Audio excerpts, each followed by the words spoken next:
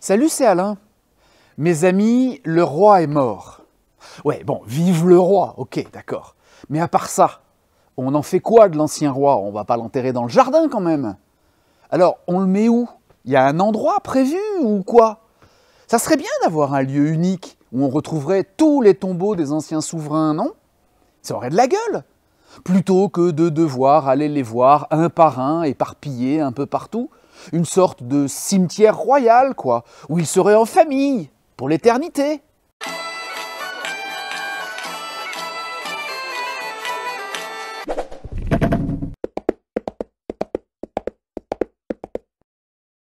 Des nécropoles royales, il y en a plein en fait.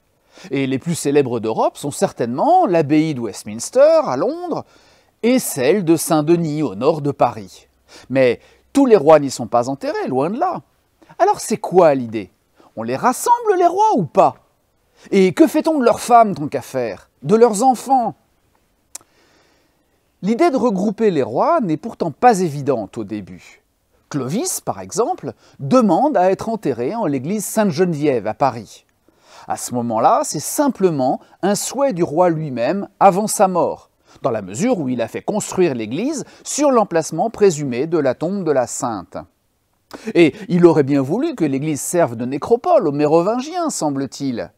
Mais son fils, Childebert Ier, en décide autrement. Avec Saint-Germain, évêque de Paris, il fonde la basilique Sainte-Croix et Saint-Vincent, qui va devenir abbaye royale, connue aujourd'hui sous le nom de Saint-Germain-des-Prés. Pourquoi Childebert n'a pas suivi son père et préféré Saint-Germain à Sainte-Geneviève? Mystère. Mais il faut dire que les temps sont passablement troublés, le trône n'étant pas particulièrement stable. Toujours est-il qu'il s'y fait enterrer en 558, entre les 2e et 3e piliers sud, et qu'à sa suite, Frédégonde le rejoindra en 598. Clotaire II en 628, Childéric II en 673 et son épouse Billy-Child en 679. Non mais j'y crois pas. Billy-Child, j'ai dit Billy-Child. Et vous trouvez ça drôle? Enfin, il ne reste rien de tout ça depuis la Révolution française. C'est dommage, à part quelques gisants transférés à Saint-Denis au XVIIIe siècle.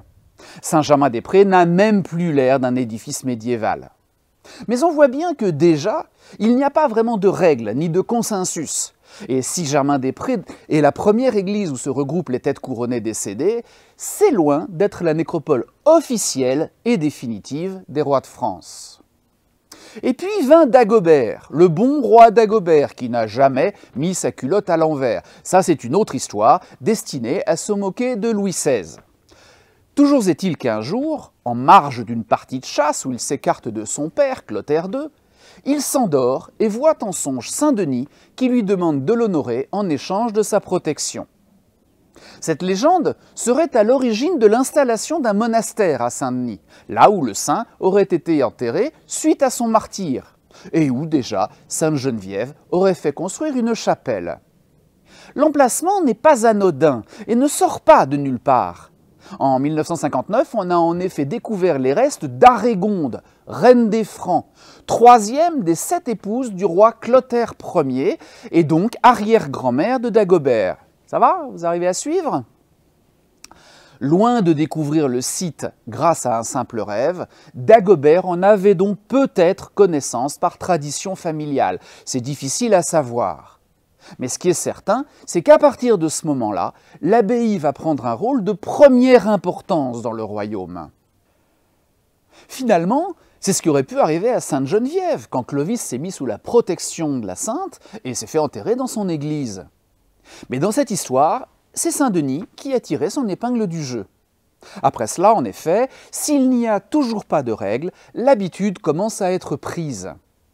Bien sûr, Charlemagne se fait enterrer à Aix-la-Chapelle, après qu'il en ait fait sa capitale, au détriment de Paris. Mais il n'empêche que son père, Pépin le Bref, et son grand-père, Charles Martel, sont bien enterrés à Saint-Denis. Et son propre petit-fils, Charles le Chauve, fera beaucoup pour la future nécropole officielle, en demandant expressément à y être enterré. Un retour des rois en quelque sorte. Ça posera d'ailleurs quelques problèmes techniques de rapatriement du corps. Charles le Chauve étant mort loin de Paris, et que rapidement, comment dire, la décomposition se fait sentir, littéralement. Il sera d'abord enterré à Nantua, puis apparaîtra à des moines pour leur demander de faire rapatrier sa dépouille à Saint-Denis, ce qui sera fait en 884. Cela peut paraître anecdotique et amusant, mais on voit là apparaître le début d'une démarche très importante, visant à faire de l'abbaye la nécropole officielle. Comme le dira l'abbé Suger, celui qui fait reconstruire magnifiquement la basilique, dans une démarche, dit-on, à l'origine de ce qu'on appellera plus tard l'art gothique, la sépulture des rois se trouve comme de droit naturel en l'église du bienheureux Denis.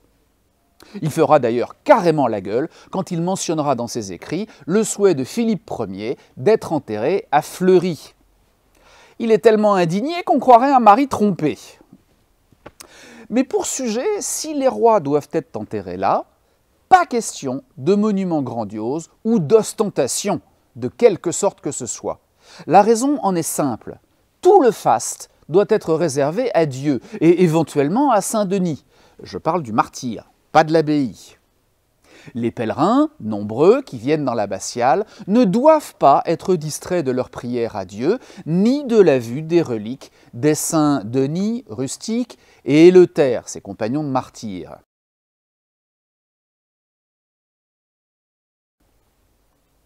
Le problème, c'est que rapidement apparaissent d'autres églises sur le modèle inventé par Suger, qui rivalisent toutes d'élégance, de magnificence, de renommée. Notre-Dame de Paris, de Chartres, mais surtout de Reims, car il y a une grande rivalité entre la cathédrale des Sacres et l'abbaye de Saint-Denis. Il faut donc faire quelque chose. Alors les moines dionysiens construisent un nouveau tombeau pour Dagobert, un mausolée magnifique qui raconte la légende de sa mort et de sa résurrection. Car le bon roi Dagobert n'a pas toujours été si gentil que ça. Et il a pu lui arriver, comme ça, de commettre quelques assassinats. Bon, ça c'est pas trop grave, mais surtout de dépouiller le clergé de ses biens et de ses terres. Oui, nul n'est parfait. N'empêche qu'en attendant, à sa mort, des diables s'emparent de son âme pour l'emmener en enfer. Comment ça? Un roi de France en enfer? Mais cela ne se peut! Heureusement, Saint-Denis, qui protège le roi, rappelez-vous, apparaît à un ermite, le moine Jean, et lui demande de prier de toutes ses forces, ce que le brave homme s'empresse de faire. Et ça marche! Saint-Denis, aidé des saints Martin et Maurice, celui qui tape avec un bâton sur les démons, défendent Dagobert, repoussent les diables et réussissent à faire revenir son âme vers les anges qui l'attendent.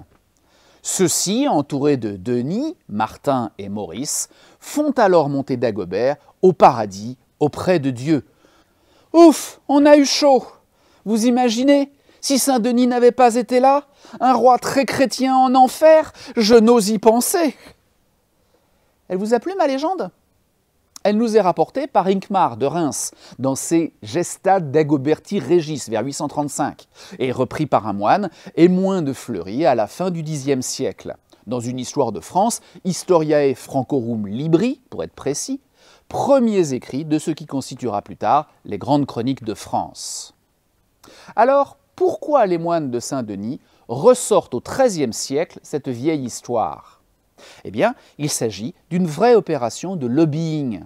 C'est une manière de dire « Vous, les rois de France, qui n'avez pas toujours été irréprochables aux yeux de Dieu, êtes-vous absolument certain que vous irez au paradis auprès de lui?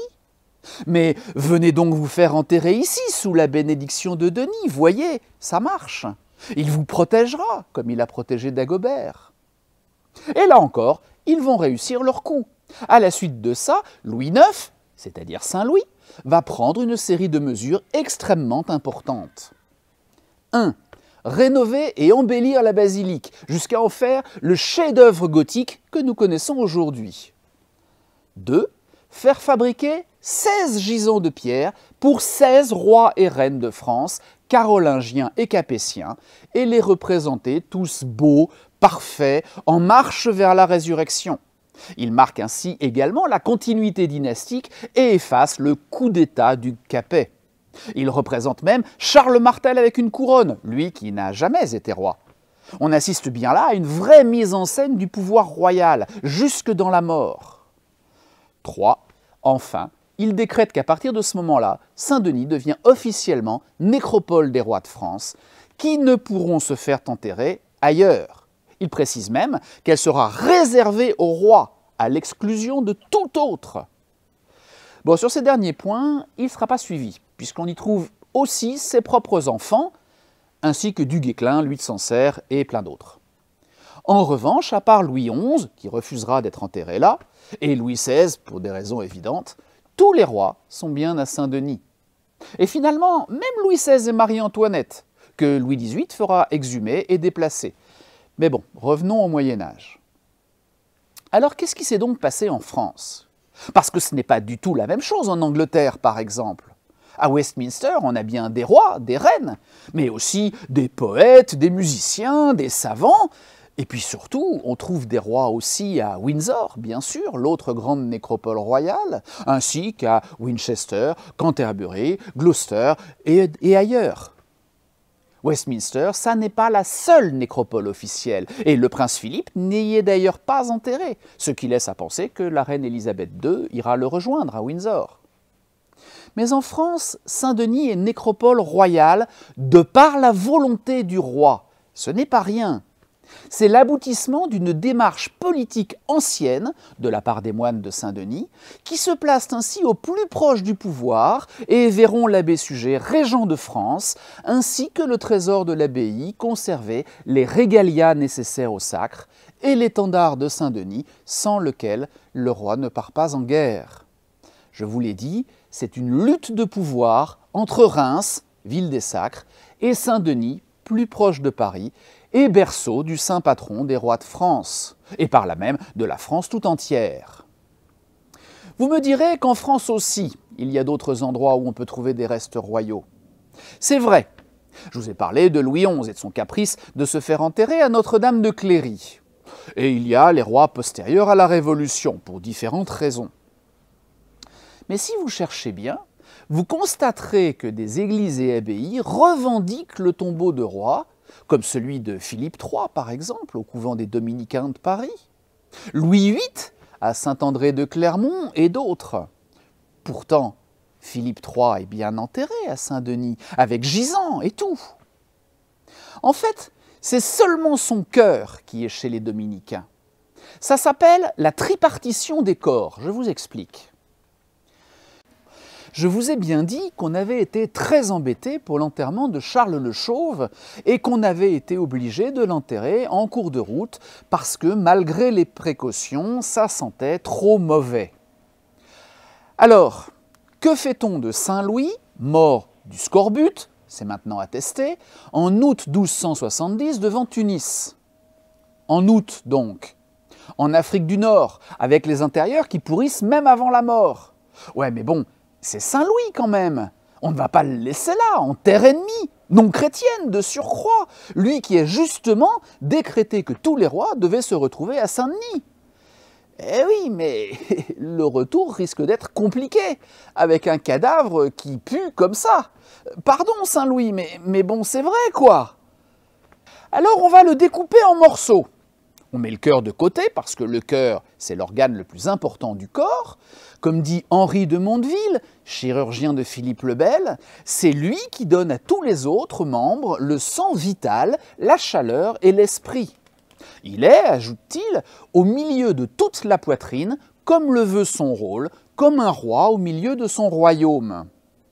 Et puis, il est associé aux vertus, courage, justice, fidélité, sagesse, ainsi qu'aux vices, envie, orgueil. Pour saint Thomas d'Aquin, il est même le siège de l'âme.